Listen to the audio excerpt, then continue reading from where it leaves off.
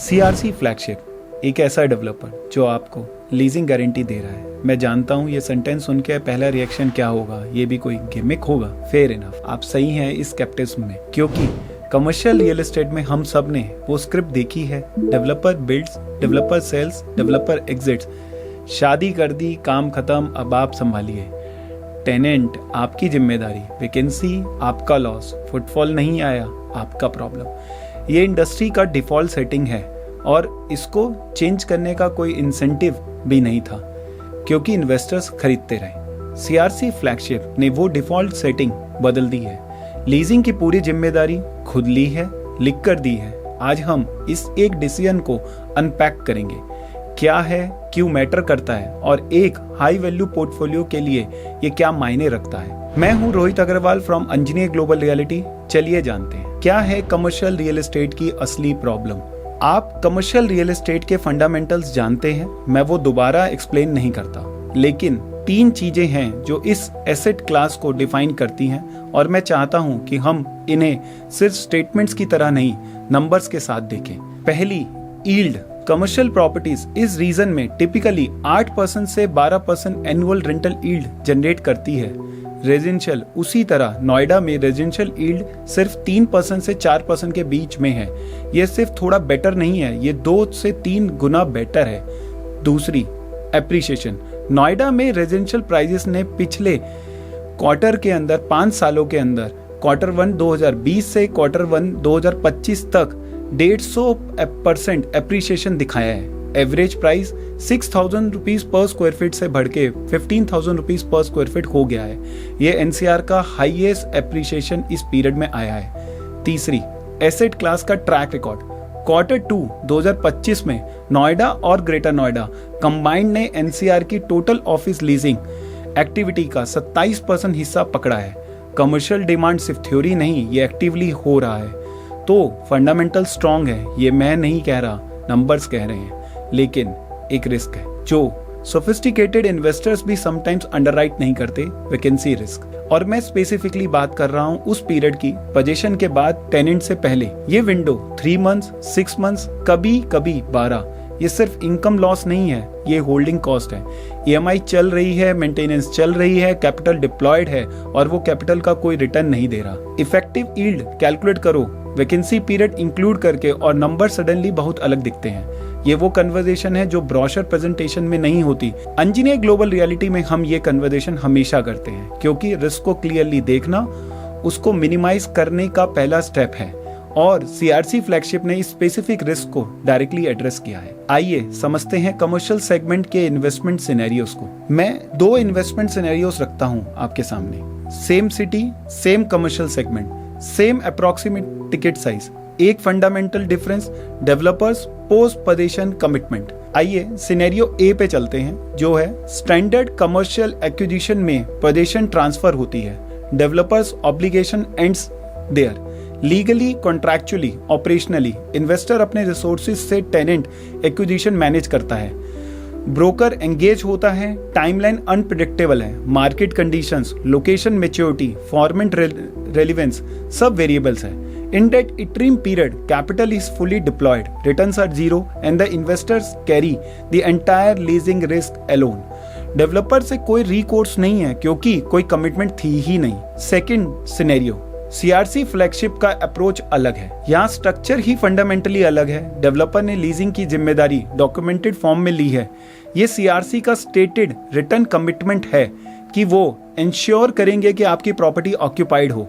Investor का capital still diploid है, लेकिन रिस्क, लीजिंग रिस्क डेवलपर का पास शिफ्ट हो गया है। ये एक सिग्निफिकेंट पोर्टफोलियो लेवल डिफरेंस है। ट्रेडिशनल कमर्शियल एक्विजिशन में डेवलपर का रिलेशनशिप आपसे पोजीशन पे खत्म होता है। सीआरसी फ्लैगशिप में developers accountability x tends beyond position. एक हाई वैल्यू इन्वेस्टमेंट के कंटेक्स्ट में ये डिस्टिंक्शन बहुत मैटर करता है। लिख कर देना का क्या मतलब है? मैं यहाँ एक एंगल शेयर करना चाहता हूँ जो मेरे लिए पर्सनली इस प्रोजेक्ट को इंटरेस्टिंग बनाता है। जब कोई डेवलपर लीजिंग गारंटी लिखकर देता है, वो सिर्फ एक इन्वेस्टर फ्रेंडली गेस्चर नहीं कर रहा, वो अपना ओन रिस्क प्रोफाइल चेंज कर रहा है। सोचिए इस लॉजिक को। अगर सीआरसी को पता है कि उन्हें खुद टेनेंट सिक्योर करना है, तो हर डिसीजन जो उन्होंने इस प्रोजेक्ट में लिया location selection, catchment analysis, format design, tenant mix planning, वो सब इस कमिटमेंट के वेट के साथ लिया गया है। ये वेस्टेड इंटरेस्ट है, अलाइंड इंटरेस्ट है। आपका सक्सेस उनका सक्सेस है। लिटरली ये वो स्ट्रक्चर है जो हाई वैल्यू एडवाइजरी में हम हमेशा ढूंढते हैं, जहां डेवलपर्स, इंसेंटिव और इन्वेस्टर्स आउटकम्स एक डायरेक्शन में है। और प्रैक्टिकली कोई भी डॉक्यूमेंटेड कमिटमेंट रियल एस्टेट में या किसी भी एसेट क्लास में बिना ड्यू डिलिजेंस के एक्सेप्ट नहीं करनी चाहिए। टर्म्स पढ़िए, कंडीशन समझिए, टेन्योर देखिए, लूप होल्स आइडेंटिफाई कीजिए। ये होमवर्क आपका है और ये नॉन नेगोशिएबल है। लेकिन जब वो होमवर्क कंप्लीट होता है और कमिटमेंट सॉलिड निकलती है, तो जो चीज आपके हाथ में है वो ये है कि एक डेवलपर जिसने अपनी रेपुटेशन, अपना ब्रांड और अपना कैपिटल इस कमिटमेंट के पीछे लगाया है, वो कॉन्फिडेंस पेपर पे आता है और paper matters. As an investment case CRC flagship कैसा है? अब स्पेसिफिकली बात करते हैं सीआरसी फ्लैगशिप की। 11.7 acres located in sector 140A near by Noida expressway की लोकेशन। ये लोकेशन इसलिए चूज नहीं की गई है क्योंकि ये मैप पे अच्छी दिखती है, ये चूज की गई है क्योंकि डिमांड ऑलरेडी एग्जिस्ट करती है। सराउंडिंग कम्युनिटीज देखिए, पैरामाउंट, पूर्वांचल, गुलशन, लॉजिक्स, अजनारा, सुपरटेक, एक्सोटिका, ये एस्टैब्लिश रेजिडेंशियल इकोसिस्टम्स हैं।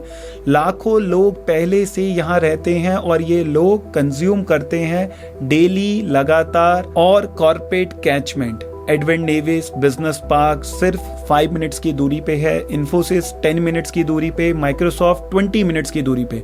फुटफॉल यहाँ प्रोजेक्शन नहीं है, फुटफॉल यहाँ प्री एग्जिस्टिंग रियलिटी है। प्रोजेक्ट का डिजाइन भी इंटरनेशनल है, सोच के बनाया गया है। Lower ground floor anchor stores जो क्राउड पुल करते हैं, first floor high visibility retail, second floor food courts और रेस्टोरेंट्स जो एनर्जी अलाइव रखते हैं, और टायर 4 में नीचे है exclusive jewellery stores and upper side पे है हयात हाउस जो एक प्रीमियम सेगमेंट के लिए एक डेडिकेटेड स्पेस है। ये एक मॉल नहीं है, ये एक रिटेल इकोसिस्टम है। अब नंबर्स जो एक्चुअली मैटर करते हैं। स्पेसेस 350 स्क्वायर फीट से स्टार्ट होती है, एंट्री है 1 करोड़ रुपए से। 26 स्टैब्लिश ब्रांड्स पहले से प्री लिस्टेड हैं, मतलब आपको पोजीशन से पहले ही ऑक्यूपाइड प्रोजेक्ट मिल रहा है। लीज स्ट्रक्चरिंग डेवलपर के एंड से 9+9+9 ईयर्स की है। ये एक स्टेबिलिटी है, ये एक टेन्योर है, ये एक प्रेडिक्टेबल इनकम का फ्रेमवर्क है। रिटर्न्स मिनिमम 8% है। ये स्पेकुलेटिव नहीं है, ये मॉडल है, बिल्ट इन है। प्री लीज टेनेंट्स के साथ, स्ट्रक्चर्ड लीजेस के साथ। पोजीशन दिसंबर 2026 में प्लान किया गया है। ये रेरा बैक्ड प्रोडक्ट है, डॉक्यूमेंटेशन पूरे अच्छे से क्लियर है। आइए जानते हैं वो 3 फंडामेंटल्स जो हमारे शुरू में देखे गए थे। Yield minimum 8% pre lease structure के साथ डिलीवर होती है। Appreciation Noida expressway corridor, establish catchment और आने वाला इंफ्रास्ट्रक्चर के साथ ट्रेजेक्ट्री ऑलरेडी प्रूवन है। एसेट क्लास का track record, Noida commercial leasing में एनसीआर का 27% शेयर डिमांड रियल है। सीआरसी फ्लैगशिप में किसे इन्वेस्ट करना चाहिए? इंजीनियर ग्लोबल रियलिटी में हम एक चीज में बिलीव करते हैं, सही इन्वेस्टमेंट। सही इन्वेस्टर के लिए ये हर किसी के लिए नहीं है और मैं क्लियरली डिफाइन करता हूँ ये किसके लिए है। पहला, वो इन्वेस्टर जिसके पोर्टफोलियो में कमर्शियल एक्सपोजर अभी नहीं है और जो इस एसेट क्लास में एक स्ट्रक्चर्ड रिस्क मिटिगेटेड एंट्री चाहता है। 1 करोड़ का entry point, pre lease inventory और रेरा बैक्ड सिक्योरिटी, ये वो कॉम्बिनेशन है जो फर्स्ट टाइम कमर्शियल इन्वेस्टर को चाहिए। दूसरा, वो एचएनआई जो पैसिव इनकम मैक्सिमाइज करना चाहता है बिना ऑपरेशनल इन्वॉल्वमेंट के।